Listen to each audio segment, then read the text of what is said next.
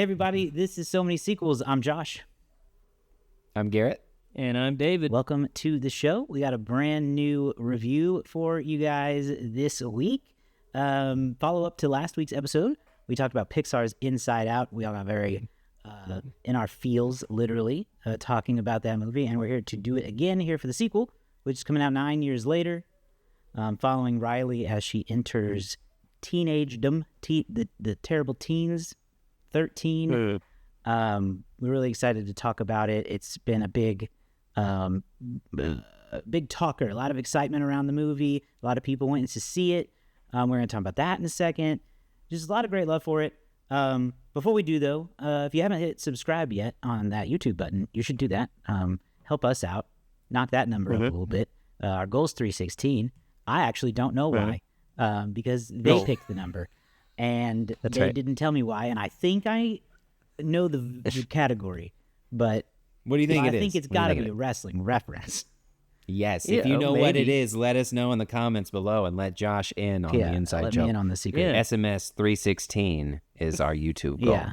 We're at 231 right now, so push us up into the 300s. We're very excited about that. Excited to see so many people here on the channel. So welcome. Yeah. If you're new here, we want to shout out to one of our new patrons, Matthew Hammond. Thank you for joining us. Yeah. You can do that thanks, too. Matthew. At SoManySequels.com or at Patreon.com/SoManySequels. Or of course, SoManySequels.com. You can hit that Patreon button up in the corner and find out how you can join us here. You get access to our Discord and a behind the scenes video each month where we're going to tell you ahead of time what we're going to be releasing. So that is an exciting little perk there. So join us if you can help support the show. We don't, this is not our job. So this is just for fun. So if you can help us out in any way, we always appreciate it and all the support. And of course, any reviews you can leave us, that's easy. On the Apple Podcasts app, subscribe there too. So without any further ado, you can give us 5 stars in Spotify, just like we give most of our movies. Yeah. No, we don't. No, that's not true. No, David's actually done the math, I think. So let's not get him on that. Yeah, we watched Reindeer Games. There's no 5 stars going on with that. That's true. Right. Okay, let's get into the movie. Actually, you know what? I forgot to pull up the synopsis, to tell us about the movie. So I'm gonna do that real quick while I talk over it. Inside Out 2. Teenager Riley's mind headquarters is undergoing a sudden demolition to make room for something entirely unexpected. New emotions. Joy, sadness, anger, fear, and disgust, who've been long running a successful operation by all accounts, aren't sure how to feel when anxiety shows up. And it looks like she's not alone. Inside Out 2 has most of the cast returning from the first film. We got Amy Poehler leading as Joy. New cast members include Maya Hawke as Anxiety. Tony Hale joins as Fear this time. And just an overall great cast. We got other new voices here. Ron Funches was a fun one for me to hear. As soon as I thought, I was like, Garrett's gonna hear Ron Funches too. 100%. So very fun cast. And huge response. Like I said, people have been talking about this. So much so that it had a historic opening weekend. Did it not, David? It did. So yeah, Movies Inside are Out saved, 2 in fact. opened. They are not burning down anymore. They are now golden palaces. We're back and better than ever. It's as good as it can get. No, we will see. We will see. Collectively, I've said this. I put this on Threads the other day. Collectively, the box office is still down about 25% from this time last year. So we will hope that this is a sign that maybe people will come back if they feel like the movie really warrants coming back. But Inside Out 2 opened this weekend, June 14th, to $154.2 million. That's the actual number now that Sunday's finished. And number one movie of the year, number one open of the year, number one movie of the weekend. It can't be undersold. That's a huge number. It's the second or third highest open for an animated film of all time, depending on who you ask. If you ask me, it's the third because The Lion King 2019 is an animated film. I don't care what Jon Favreau says. That movie is animated. He says it's a blend of live action and animation. It ain't.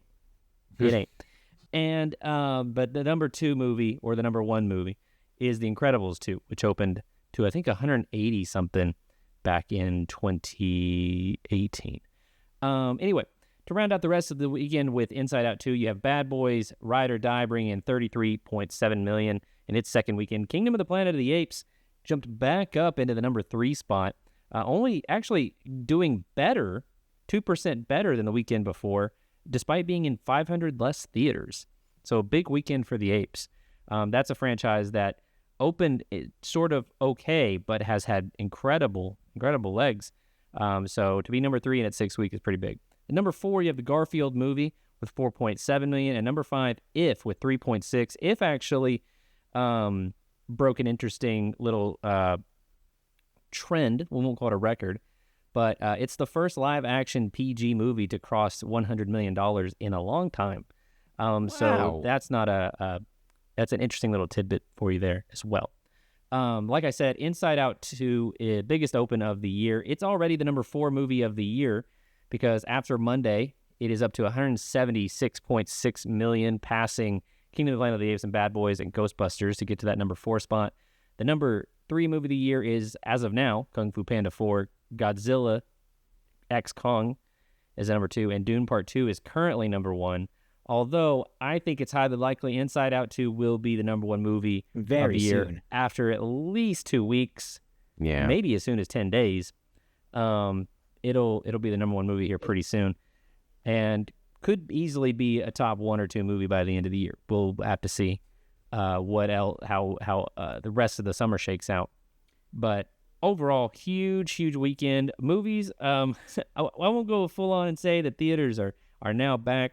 We'll have to have some sustained super successes before we can really say that. But overall, it's going to be a bitter. So we'll have this conversation in a bit. It's going to be bittersweet for some people because it's a big success for Pixar, but it's also a sequel, and people are a little Here's the thing. not Let's sure talk about this real quick. sequelization, right? People think they want original movies, yet they don't, because they don't pay for them, they don't go see them, they don't watch them when they go to streaming, but they do sequels. So you guys got to figure out what you actually want, because you're not actually doing it.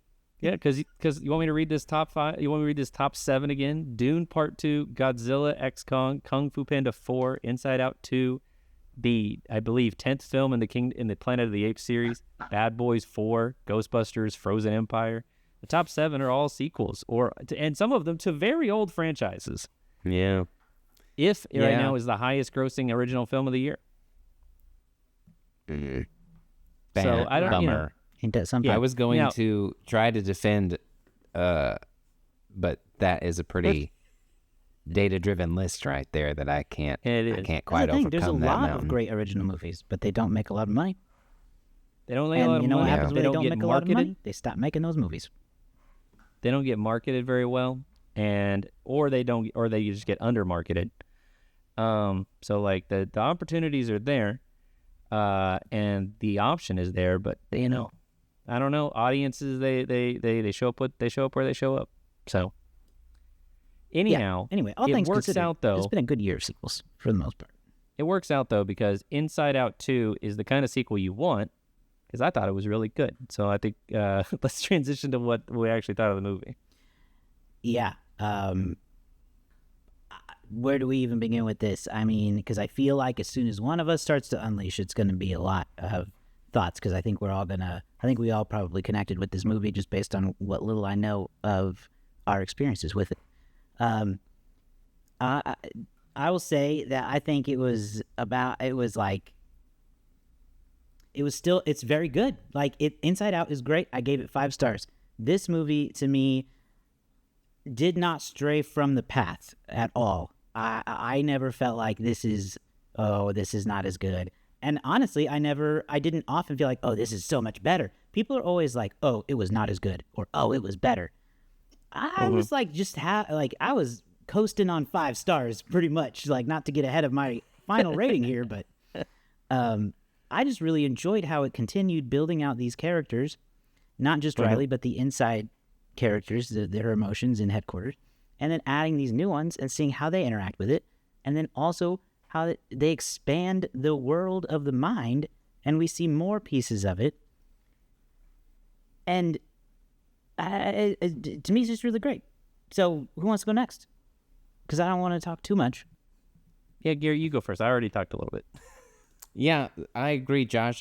Again, for me, a good sequel, not a successful sequel, but a good sequel is one that can continue a story and evolve on it. And I mean, this one just is set up to do that for success. And honestly, it's set up to do that for success for a long time. And we'll talk about that in a little bit later, because this is just an expansion of a normal life, right? And it introduces so many cool things. And the cool thing that the storytelling does is it personifies the emotions, but through the emotions, you also get to know the person. And I like that way of storytelling, because as these emotions grow, so grows Riley.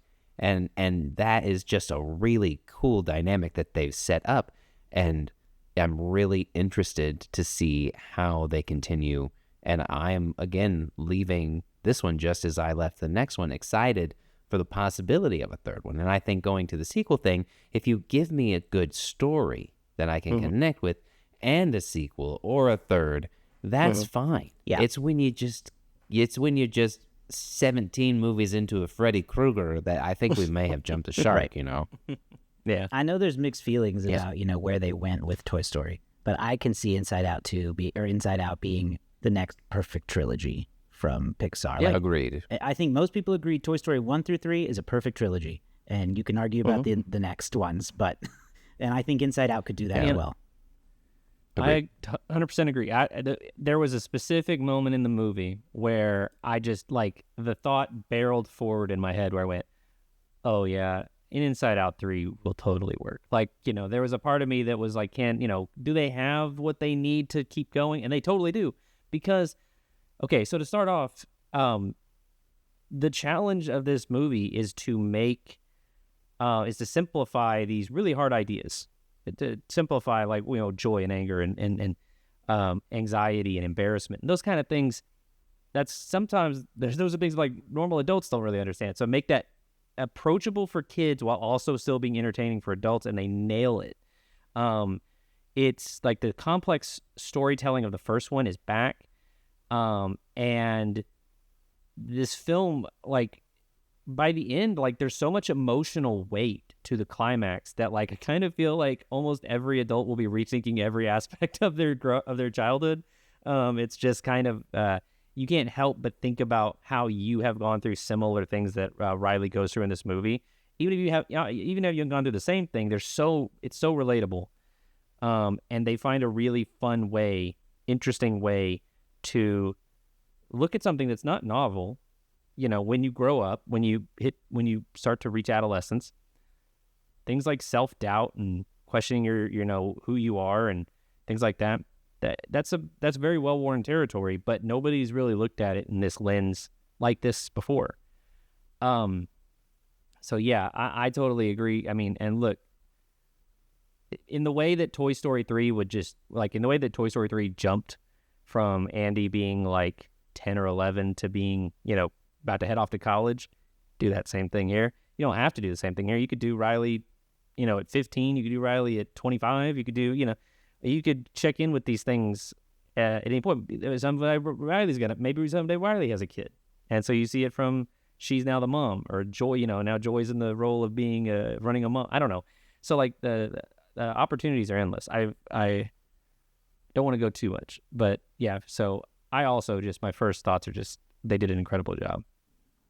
Yeah, let's go ahead and jump straight into the story then, since we clearly are going to have a lot to talk about with this movie and what we love about Potential it. spoilers ahead, our friends, Yeah, by for the sure. way. If you haven't seen the movie, be careful, because we might tread into danger. Yeah, we'll try not to. We'll try to avoid major stuff, but yes, always a good warning going into any of our conversations. So, to set things up, this takes place a couple years after the events of Inside Out 1, when Riley and her family moved from Minnesota to San Francisco, right? San Francisco. Yeah, San Francisco. Yeah. And now, a couple years later, she's just turned 13, and she's into hockey and basically another kind of life event is going to occur, but this time it's a little smaller scale than moving, but it's still incredibly important to Riley because it involves figuring out who she is, who she wants to be growing up into a teenager, what friends she wants to have, and just generally how she wants to carry herself. And it's based around, going into a new school, going into a higher grade, and being under pressure to be cool and to have a red stripe in your hair and all that stuff. So while, most audience members may not experience that exact same thing, everybody's been through that kind of situation where they had to go into a new school, or they had to, join a team, or their friends got picked for something and they didn't. That can be a universal experience. And that's what I loved about the story. And that's what Pixar is really good at when they are really in the groove. And they nailed it again here. That's my thoughts on the story. For me, the interjection of puberty was a great way of introducing new emotions. That is when a lot of people associate with new bodily changes. For me, I think it's interesting the aspect that they chose to go. Some of the new emotions that they introduced again were anxiety, envy, ennui, and embarrassment. And I thought it was really interesting that they chose the driver to be anxiety. And I think there are some other emotions that you can put in there that people might associate with puberty that they left out. And I thought that was really interesting and left the door open for more. But again, for me, this movie, we talked last week about how Inside Out scares me because it does such a good job of hitting you in the feels and giving you those emotions from emotions. And this one has lingered with me for so long that I'm still feeling with it, as a person who considers himself like an anxious driven brain too. It did such a good job of like highlighting the overanalyzing and the panics and the what is this going to mean for this, and it doesn't make sense. Worst case scenarios. And I feel like, again, so many people can relate to that these days, and the way that they introduce these new emotions and they bottled up the old ones throughout the storytelling was just, again, it's just so relatable. Yeah, and something they establish early in the movie is that somewhere between the end of the last movie and this movie, Riley's mind has started to form her sense of self. And joy and the other emotion, the other first generation of emotions, for lack of a better term, have been carefully curating that to be like making Riley just a happy, 12, 13-year-old girl. Right. And they've been flushing all these old, all these unwanted memories and all these potentially negative impact things. They've been flushing those and just focusing on the good stuff. And then when anxiety and embarrassment, the other ones, when they come in, they just, it's immediate. The conflict is immediate, where they start trying to change things. And they immediately start to threaten Riley's sense of self and actually throw it away to start a new one. And that's where the journey really comes in, is that Riley, as the joy and the other emotions, they get bottled up, like you said, Garrett, and they go on a journey to find Riley's original sense of self and restore it. But so our heroes are on the back foot and they have to figure things out, and their journey back to headquarters to figure all that out, it reveals new things for them. We see Joy sort of realize that she doesn't have all the answers, and we see how anxiety, when it drives you, it can really lead you down some destructive behaviors. And I think that's a really bold story to tell, especially for a movie that most people are going to see as targeting kids. That's a complex idea that some kids aren't going to get right away. But there's going to be a lot of adults sitting in the audience that will have been through those kind of scenarios. I read a 2023 Gallup report that said that 49% of Americans report frequently experiencing stress, and so like it's not a foreign concept. And I think that when they realized that was the tack they wanted to take with the story, I think that they keyed in on something that a lot of people are gonna A lot of people are going to respect, and there's going to be some people that just don't get it. There's a lot of people who maybe don't go through that or don't have that kind of issue, and so I don't know how they'll respond to it. Yeah. But as someone who has had some issues with anxiety, and you guys have had issues with that as well. I'm medicated, my boy. I thought that they... I said, I'm medicated, my boy. Literally I have a thought stress ball every day I that take we're sitting pills there every just morning. because I'm I- anxious. I'm the cause of some of that stress, but I think that they've keyed in on something that a lot of people will be able to take away, and it'll be interesting to see if they do a sequel how those new characters incorporate going forward. Like how because what do you do next, and how do those characters? Do you bring in more new characters? And now that You bring in work? one more new character, and it's love, or Amor, if you will. Oh, and Amor. that is the main new one. Because you still have to let the new ones develop a little bit. I will say, again, for me, the main critique that I have of this movie and the story is that for me, the journey of the original motions felt a little rushed and a little not misguided, but kind of just generic. They got to get back, they got to do the thing, they got to go through the journey, yada yada, whatever. Yeah, it didn't really stand out in any way, shape, or form, and that's okay. We already have a connection to them, and we got to know the new ones, but we only got to know a couple of the new ones really well, and so Yeah. you don't want to overwhelm them in the next one. And so for me, the next big thing that goes along with all of the ones that they've introduced is love, and they can mesh and have that kind of and I'll third one that way. I'll echo an element of that criticism. So, to me, there's a lot of funny gags, but not all of them quite hit for me. There's some stuff in there that's kind of like what you might expect from a kid's film, and some of it's funny. Like, spoiler alert, I love when nostalgia pops out. That cracked me up. 100%. And she's wearing literal rose-colored glasses. It's hilarious. But there's some other things that to me is just kind of like, okay, well, this is just the time where we're doing some bits. We're getting some nice bits out of the way. But because to me, the strength of this movie was the drama. It was the interpersonal drama between the emotions and how that fed the real life drama going on for Riley. Like, to me, that was the fun of this story, or the meat of this story. And so sometimes some of the slapstick in the during the journey for the other emotions, to me, I don't know, it didn't work as well 100% of the time, like you said, Garrett. Interesting. I can't critique that because I don't even think that. I just like slapstick. I can't disagree with you or agree.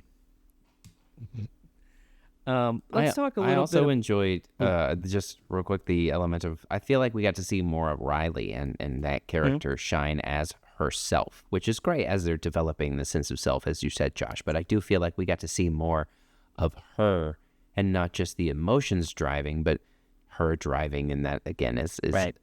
Now that part she's of the story 13, that they are trying to tell. Literally becoming her own person. Her own personality is now shining through. So it makes sense that the audience gets to see more of that this time around.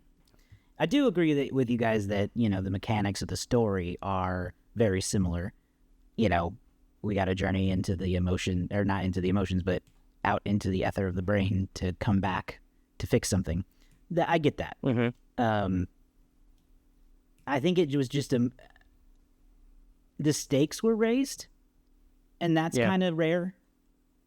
In sequels, the stakes tend to stay the same, and it's usually apocalyptic.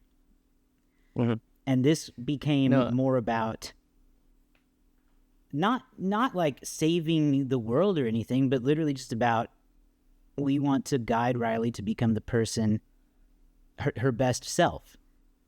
And that's kind of the crux of the movie. Is she going to become her best self, or is she going to let the negative emotions win?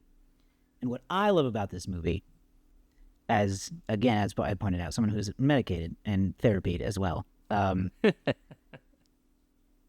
I felt as a patient of therapy that this was very well made, very well written. The negative emotions are never portrayed negatively, because they're not negative emotions, ultimately.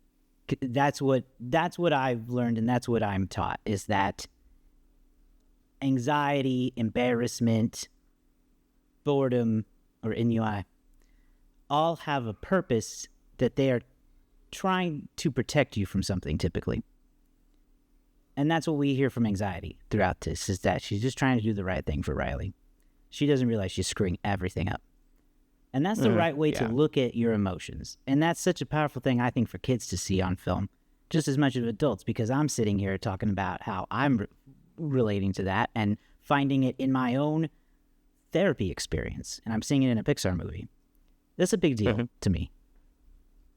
Yeah, Definitely. For me, the thing that I connected the most with was the ending, and I don't want to get too much into it, but that portrayal of what can happen. You know, it was so, like, I hadn't seen anything that I felt like I could relate to with how my brain can start to go in a negative moment. And it's not a negative moment; it just feels like it at the time. And it's so an that overwhelming moment, you know. Yeah, that kind of storm there was very, and then how they overcame that was very, you know, I both hit the peak and the like come down the way they wanted to, and it connected. 100%. Let's before we run out of time, let's talk a little bit about the performances. I specifically want to start. Well, let me say first of all, my new favorite emotion that shows up is embarrassment. I love that big guy. Truly, embarrassment was very funny. I laughed at him so much because, again, the attention to detail in a Pixar movie. I laughed every time he jumped down and his little butt crack showed. Yeah. And his big hoodie. You know, honestly, the only thing that stinks about it is I feel like is kind of a waste of Paul Walter Hauser, because he only has, like, I feel like 1 or 2 real lines. The rest of it is him going, You just wait till the third one and him and Love interact, man. well, I feel like him and Sadness got a thing going on.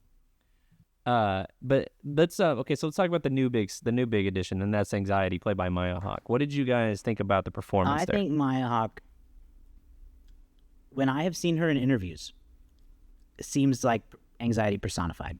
So I think she's great for this role, and I think she does really well with it. You know, she doesn't put on a voice or anything, but her energy is kind of chaotic, and I felt that translated just as well as, you know, the other cast members. You know, to compare them to the OG crew, Amy Poehler has a very bright and cheery voice.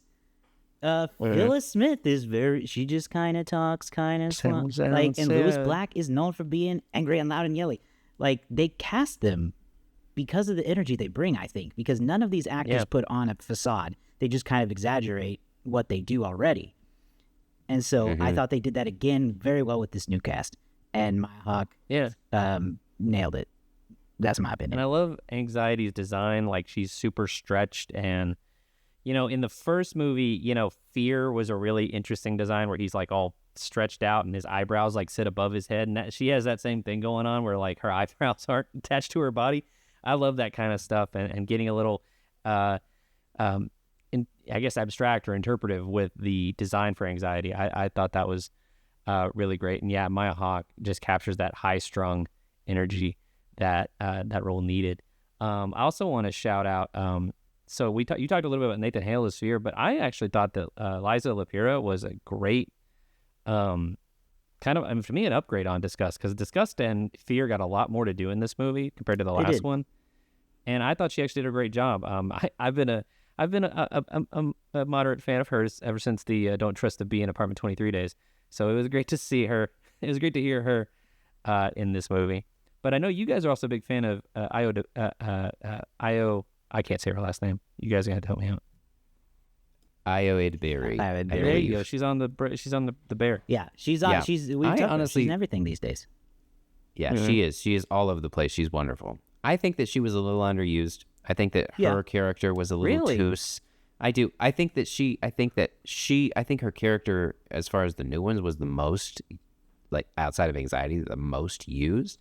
But I think they presented them as too similar to me, and I think that Io just got lost a little bit through the driving of Anxiety. See, I thought she was like a great 1-2 with Anxiety, because they worked very well together. She but they just seemed some of the similar. things that they were doing. They were they were kind of like a little pair. They were. Whereas ennui and embarrassment just kind of like had to wait. Yeah. Of the ones that she was definitely the second most highlighted. I just felt like they were a little too similar. Yeah, I can see that too. I don't really know how Envy would be a hard character to portray, I think, because it would be easy to just dip into like pure jealousy. Yeah, but they go with a bit more It's like subtler. because the character has these giant Yeah. eyes, and like she's very like in wonder of everything. It's not so much Yeah, jealousy. There's some of that there, but I want that. it's like, oh, I want that, I need that. So that was, I thought that was really interesting. And then we can wrap up a little bit here with ennui, which was the boredom, The boredom, as you would say. boredom also serves a purpose, but it is difficult to pinpoint what that is sometimes. Yeah, I actually got a lot. There was a lot of good gags out of ennui. There was. I also want to call out my favorite scene in the movie here at the end because it could be spoiler territory. But I want to call it out because I really feel like when anxiety goes into overdrive and Joy has to save her, basically. Yeah, That was maybe the most accurate portrayal of an anxiety attack I've ever seen in a movie. And Definitely. again, to tie it back into what I was saying earlier, just a powerful thing to see because it feels like that. And seeing it visualized, the absolute chaotic, manic madness intermingled with being completely frozen was it was significant for me to see visualized. yeah, and how they also visualize that in the real world with Riley, and how sort of paralyzed she is. Yeah, she's In real sweating, life as she's it's grabbing her happening. chest, all those things. Very real. It was honest, and so yeah, we are kind of in spoiler territory here. It is a really, I think, kind of brave way to do the climax of a movie like this, because it's not, like this is an intense moment. Like I could see kids being like, I'm a little scared. And it's intense. I was gonna say they should be. They shouldn't be scared. But There's a real if you're 13 and you're watching it, it may be very real. It may be very recent to some people. Yeah. And, to some children. To key on that, and something that you said earlier, Josh, about there's no negative emotions. This movie again accomplishes something that I complimented last week, where the antagonist of the film is not evil. People I conflate being antagonist with being the villain, and like anxiety is not evil. Like she thinks she's doing what's right to protect Riley, and like so like and what her role in the story is to also force Joy to look at Riley's life in a new way and look at her role in Riley's life in a new way. And in a sense the emotions are like parents for Riley, and you're seeing how they have to adapt with Riley as she grows. Yeah. All right. Well, we're here at the end of the review portion. So any other final thoughts or call outs anybody wanted to get to? One of you put in here, what emotions do we want to see in Inside Out 3? Do you guys have? You said love, Garrett. You It want to definitely see that? depends on the age period that they go for with a potential third one. Yeah, love or whatever they want to call that would be I want to a see great one. I want to see confidence. Oh, confidence. That's an interesting one. Yeah, he's like a really big guy, and he's got like a really big chin. I don't know. Like it's just I'm just picturing Zach Brannigan from Futurama. But yeah, something like that might be a fun. Because the opportunity here is great for both comedy and drama. You can really get a lot out of these personified emotions. Yeah. Yeah, that first love one though is going to be a comedy. Mm-hmm. I don't know. Well, if they have love, they also have they had to have some kind of offset for them. Shame. No, Well, no, because Embarrassment, you didn't let embarrassment shine, and so you have some of these new ones that you can really lean into. So I That's think true. that they have. I think you just introduce a couple. I like the confidence idea. Confidence and love, I think, would be good ones because envy and confidence could play. Love and confidence could play. Embarrassment and love. I think they have a lot of things that they could work around, and they would have really good dynamics. And Joy All would right, be so- super excited for everything. So I think it would work with just a small introduction. Yeah, I I agree. don't think you need to add too many more at this point. I agree. Okay, well, let's go ahead and give our Well, let's get final to our thoughts and ratings rating. here. I'll go first because I kind of spoiled my own rating earlier because I was too excited. It's truly just another 5-star experience for me. Like I said, I didn't feel it was any worse or better. It's hard to be better than when you're already 5-star to me. I really loved it. So that's going to be my final thoughts. I connected with it in a new way than I did the first one. So it managed to it still made me laugh. It still made me feel connected to the characters. And it made me experience a new set of emotions than the first one did. So all around improvement. 5 stars.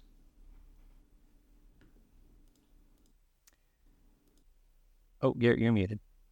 Oh, yeah, you mute. Thank you. mute. I agree there, Josh, with most of that, and so I'm not going to add too much other than this was a 5-star, and it has also made me go back and retroactively give the one from last week, Upgrade Inside Out, to a 5-star. Wow. Well, now I look like a real That's a jerk. good sequel. All right. Yeah. I agree with I can't disagree with most of what both of you said. The first one is a 5-star movie, and I think that at this point I'm content with giving this one 4.5. Because I won't fight you. I really liked it. I really liked it, and it is not a step down in my opinion. But I don't know. There's maybe a second watch will boost it again. I don't know. There were some bits that I didn't think worked as well as I would have liked them to. But we'll talk about that. We can talk about those spoilery things off mic. But yeah, so 4.5 stars from me. But highly recommend anybody go check this out, and go check it out on the big screen. You know what I did? I watched this in Yeah. 3D, Did you? and I have not watched a movie in 3D in a long time, and this 3D added a lot to this. Nice. So I saw it. I at- don't think I recommend could it. handle that. Yeah, I went and saw it in the Dolby Cinema screen at AMC, where they make movies better, and it was great. Great experience. The colors pop. That animation looks as good as it ever did. Pixar continues to set the standard there. Okay, let's now see what the Letterboxd community thinks about this movie. We're going to take our guesses here in a minute. But first, let's go through some of the most popular reviews. I'm anticipating these could be chaotic. 3.5 stars. When you zone out, it's because these guys took a break. And I like that. That makes sense. yeah, Ennui's running board at that point. 4 stars. Can't wait for Inside Out 3 to give us addiction, depression, wrath, and horny. No. 3.5 stars. I A know. strawberry watermelon vape would have calmed Riley down. And then, okay, we got some good ones here. 4.5 stars. That orange bitch running my console like it's the Navy. 3.5 stars. That probably felt good as fuck for Pouchy. We didn't even talk about that, but there's an extremely man. funny scene involving Anger and Pouchy. Yeah. Pouchy. Yeah. Oh, Pouchy and Ron Funches. Oh my God. 5 stars just for that. 4 stars. Yeah. Can someone please take that orange bitch out of my head? That orange bitch is referenced in multiple separate reviews. And then finally, again, 4 stars. Most popular review. Where's horny? Stop People it. want it. Stop People it. want it. Stop it, people. They want it. Stop it. Where's that horny state? What? Horny and amore. It's the same thing. Yeah, you're You right. know, You're love. right. You That's just what I'm call it talking love about. or That's what I'm amore. talking about. Two sides. Okay. Do I still have to guess first? Am I still behind everybody? You are. Mother You are still F. running. Coming up, and you did win last That's week. true. Though, so Okay. you know. Well, I'm gonna guess 3.9. Oh, that's a good guess. That's my guess. That's what Inside Out 1 was. I Oh, I think. didn't even remember that. No, I think it's actually 3.8. David, is it you Garrett, or I'll me? go. I'll go. I'll give you last pick. I'll say 3.8 right now. I am gonna go higher, only because it's early. It's early and it's had a lot of positive reviews, so I'm gonna give it a 4.1. Wow. That's not a bad It's method. not a bad method at all. Okay, let's load it up here. Oh, we have a direct hit this week. Ooh. It's David, though. 3.8. Nah. It is the I same win score as Inside Out 1, again. which is... You can't say I win again after you haven't won in a That's while. true. I know I haven't won won since last Fury time. Road. Inside Out 2, direct hit, double points. Hey, you guys want to know a fun little fact? Yeah, why not? No. Every time I've won this year, it's been a direct That's hit. not a fun fact. That's a very lame fact. It almost Why feels does it rigged. matter though? Because you and I have been tied for a while. Yeah, really, those Yeah, extra points aren't it's- taking you as far as Garrett is. Yeah. So what's the deal? It don't matter. Garrett's- You've got more Garrett's- direct hits. Well, Garrett's won more. Garrett's Yeah, won more exactly. episodes. I am more but successful than you, That's David. true. which means that I'm more. But it means I'm more efficient. Doesn't matter. But it means Long Garrett's term, I'm also accuracy more is better. successful. And also, it's worth noting that Garrett won 2 bonus points during the mid-year special. So Yeah, that doesn't matter. Yeah, it's worth noting. We isn't don't. it? it we'll does. move It's That past is worth that. worth it goes noting. through your points. We'll move past that. Oh, shut up. Just shut up. Okay, well, All that's right. it for the Inside Out where episode. that trophy's We will going. be back very soon with more news updates and movie reviews. We've got a big month coming up here in July. If you sign up for our Patreon, we will be sure to announce those upcoming episodes to you before they come out. So you can do that at patreon.com/so-many-sequels. Subscribe to our YouTube channel or in your favorite podcast app. You can keep up with all of our episodes and reviews that way. And you can also follow us on Instagram, TikTok, Threads, and Facebook to stay in touch and let us know what you think of the show. And then finally, all of our episodes are available at so-many-sequels.com. So go back and check out our Inside Out 1 review. You can watch that video or listen to it wherever you get podcasts. We'll be back very soon. We'll see you guys then. Bye.